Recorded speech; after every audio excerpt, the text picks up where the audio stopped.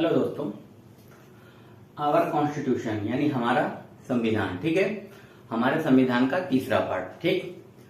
Our constitution part three है हमारा fundamental right, ठीक है। और आर्टिकल 12 से लेकर 35 तक हमारा फंडामेंटल राइट है। और उसमें हमारा जो फंडामेंटल राइट है यानी राइट टू इक्वालिटी आएगा, स्टार्टिंग होगा हमारा आर्टिकल 14 से।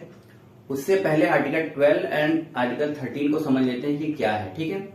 आर्टिकल 12 में दिया है डेफिनेशन ऑफ द स्टेट, क्योंकि हमें जो फंडामेंटल राइट मिलेंगे वो हमें स्टेट के द्वारा प्रोवाइड कराया जाएगा, जो कि हमारे कॉन्स्टिट्यूशन में लिखा है। तो वो स्टेट क्या है, स्टेट कौन है, उसी स्टेट का डेफिनेशन जो है आर्टिकल नंबर 12 में दिया गया है, ठीक है।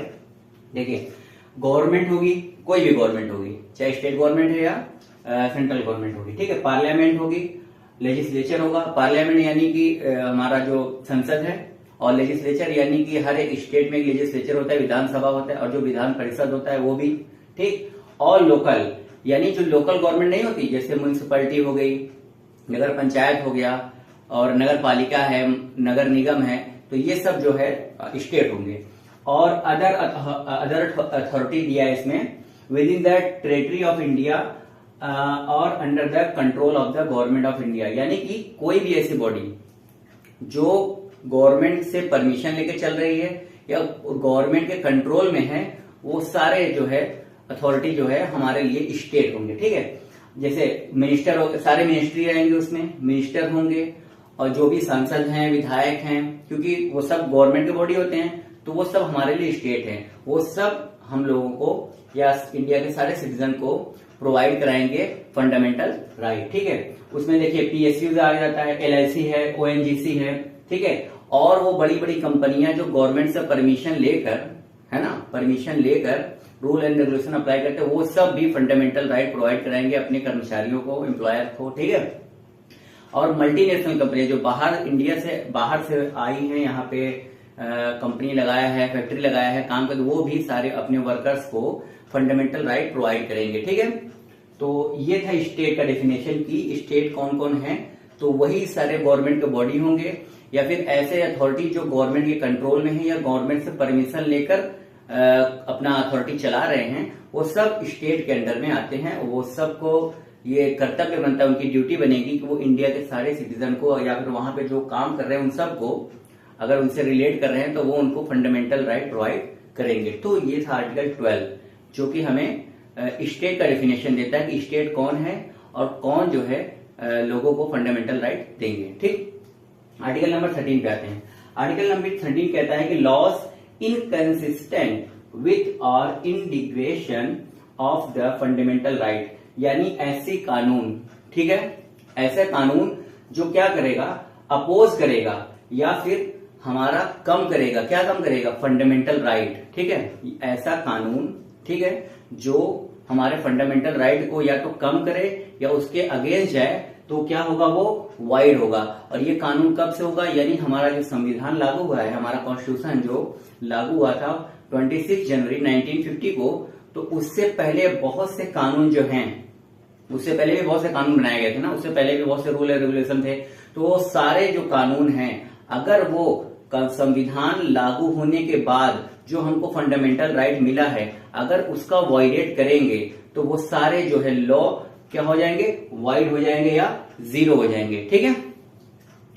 और आगे उसके बाद जो भी गवर्नमेंट आएगी, है ना, सेकेंड नंबर क्या, no loss against fundamental right, यानी अगर गवर्नमेंट कोई भी लॉ बनाएगी तो इस बात को ध्यान में रखकर बनाएगी कि कोई भी कानून फंडामेंटल राइट, क्योंकि इंसान का जो बुनियादी अधिकार है जीने के लिए, उस फंडामेंटल राइट के अगेंस्ट कोई कानून नहीं होगा। अगर वो होगा तो वो भी वाइड हो जाएगा, ठीक है। या फिर कानून बन गया है, उसमें 15 पॉइंट है और उसमें से 14 पॉइंट फंडामेंटल राइट के अगेंस्ट नहीं है और सिर्फ एक पॉइंट है, तो सिर्फ एक पॉइंट वाइड होगा, बाकी 14 पॉइंट क्या होगा, वैलिड रहेगा, ठीक है। यानी कि संविधान हमारा लागू होने से पहले जो कानून था और संविधान लागू होने के बाद जो कानून बना, इन दोनों में ऐसा कोई भी कानून जो हम लोगों के या इंडियन सिटीजन के फंडामेंटल राइट को वायलेट करेगा, वो वाइड हो जाएगा, यानी जीरो हो जाएगा, उसकी कोई वैल्यू नहीं होगी, ठीक है। तीसरा क्या है तीसरा है लॉ, यानी लॉ क्या होगा, ठीक है। इसमें डेफिनेशन दिया है आर्टिकल 13 के तीसरे पॉइंट में कि लॉ होता क्या है, यानी विधि क्या होगा। तो लॉ देखिए क्या होता है। लॉ होगा जैसे गवर्नमेंट द्वारा कोई ऑर्डिनेंस लाया गया या गवर्नमेंट का कोई ऑर्डर आ गया, ठीक है, या बाय लॉ है या कोई रूल है, रेगुलेशन है, या गवर्नमेंट ने कोई नोटिफिकेशन जारी कर दिया है, ठीक है, कोई कस्टम है या कोई यूजेस हमेशा चलता आ रहा है, तो वो सब जो है लॉ के कैटेगरी में आते हैं कि गवर्नमेंट द्वारा जो भी ये सब आएगा, या ऑर्डर आएगा, नोटिफिकेशन आएगा, ऑर्डिनेंस आएगा, तो रेगुलेशन आएगा, रूल रेगुलेशन बनाया जाएगा, ये सब लॉ कहलाएंगे, ठीक है। तो लॉ का यही डेफिनेशन है। और आर्टिकल 13 में सबसे बड़ा जो पावर मिला है वो हमारे सुप्रीम कोर्ट और हाई कोर्ट को मिला है।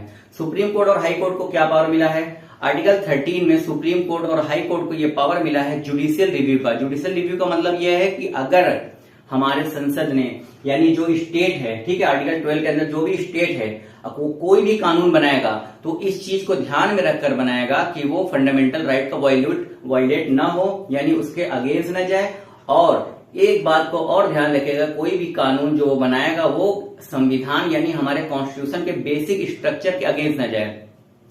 अब इसका बेसिक स्ट्रक्चर को डिस्क्राइब कौन करेगा, तो डिस्क्राइब करने का काम होता है सुप्रीम कोर्ट का।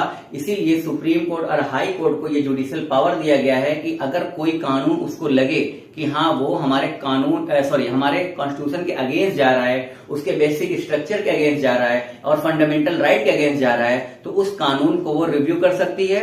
और रिव्यू करने के बाद अगर उस कानून के अंदर ये पाया जाता है कि जो भी स्टेट ने जो कानून बनाया है उसमें कुछ खामियां हैं, वो फंडामेंटल राइट के अगेंस्ट जा रहा है, तो उस कानून को वाइड कर सकती है। इतना पावर दिया गया है सुप्रीम कोर्ट और हाई कोर्ट को आर्टिकल नंबर 13 में जुडिशियल रिव्यू का, ठीक है।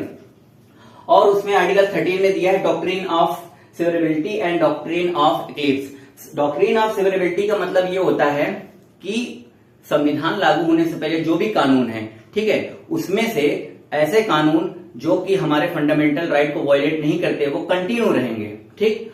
और ऐसे कानून जो हमारे फंडामेंटल राइट को वायलेट कर रहे हैं उसको निकाल दिया जाएगा, यानी अलग कर दिया जाएगा ना, डिफरेंस कर दिया जाएगा। ये हो गया डॉक्ट्रिन ऑफ सेवरेबिलिटी। और एक होता है डॉक्ट्रिन ऑफ एक्लिप्स, यानी जो उस कानून को निकाल दिया गया है उसको डिलीट यानी हमेशा के लिए खत्म नहीं किया जाएगा, उसको रखे रहेंगे वैसे ही।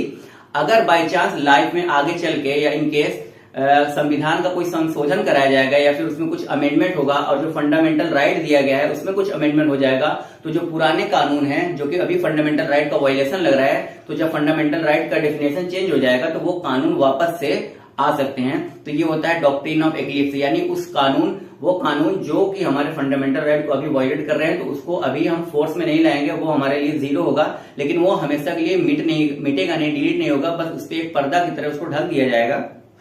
बाद में जब हमारा फंडामेंटल राइट में अगर कुछ उसमें चेंजेस आएंगे तो वो कानून अगर इन्फोर्सेबल होगा तो वापस से वो इन्फोर्स हो सकता है। तो ये है डॉक्ट्रिन ऑफ एक्लिप्स। और डॉक्ट्रिन ऑफ सेवरेबिलिटी यानी जो कानून फंडामेंटल राइट्स के अगेंस्ट है उसको अलग कर दिया जाएगा और जो कानून फंडामेंटल राइट के अगेंस्ट नहीं है उसको कंटिन्यू किया जाएगा। तो ये था आर्टिकल हमारा 12 एंड आर्टिकल 13, ठीक है। आर्टिकल 13 में ये भी है, इंश्योर करता है जैसे कि अगर बहुत ज्यादा बारिश हो जाती है, ठंडी बहुत ज्यादा बढ़ जाती है, बहुत सीवियर हॉटनेस आ जाता है, गर्मी आ जाती है, तो एक आदेश आता है ना, डीएम का आदेश आता है कि स्कूल इतने दिन बंद रहेगा, तो ये भी इसी के अंडर में आ जाता है लॉ के, क्योंकि ये फंडामेंटल राइट के अगेंस्ट नहीं जा रहा, ये भी एक समझ लो ऑर्डर आ गया तो ये भी एक लॉ के अंदर आ जाता है कि ये भी एक लॉ है, ठीक है। तो क्योंकि वो गवर्नमेंट की बॉडी होती है, तो गवर्नमेंट की बॉडी के द्वारा कोई भी रूल या रेगुलेशन अप्लाई किया जाएगा तो वो लॉ के अंदर आता है। तो ये था हमारा आर्टिकल 12 एंड आर्टिकल 13। आर्टिकल 12 के अंदर जो है डेफिनेशन ऑफ द स्टेट, यानी स्टेट कौन कौन है और कौन कौन हमें जो है fundamental right fundamental right provide करेंगे। और आर्टिकल 13 में दिया है कि कौन कौन से ऐसे रूल और रेगुलेशन होंगे जो कानून संविधान लागू होने से पहले थे और संविधान लागू होने के बाद उनके साथ क्या होगा। संविधान लागू होने से पहले जो कानून थे, संविधान लागू होने के बाद अगर फंडामेंटल राइट के अगेंस्ट जा रहे हैं तो वो जीरो हो जाएंगे, वाइड हो जाएंगे, और अगर नहीं जा रहे हैं तो उसको कंटिन्यू कर सकते हैं, ठीक है। अब इसके बाद हमारा आर्टिकल आएगा 14, जो कि स्टार्ट होगा सबसे पहले राइट टू इक्वालिटी यानी बराबरी का अधिकार, ठीक है। आर्टिकल 14 टू 18 तक आएगा, ये होगा हमारा बराबरी का अधिकार। ये सबसे पहला फंडामेंटल राइट मिलेगा इंडिया के सारे सिटीजन को, तो वो होगा स्टार्टिंग आर्टिकल 14 से, ओके।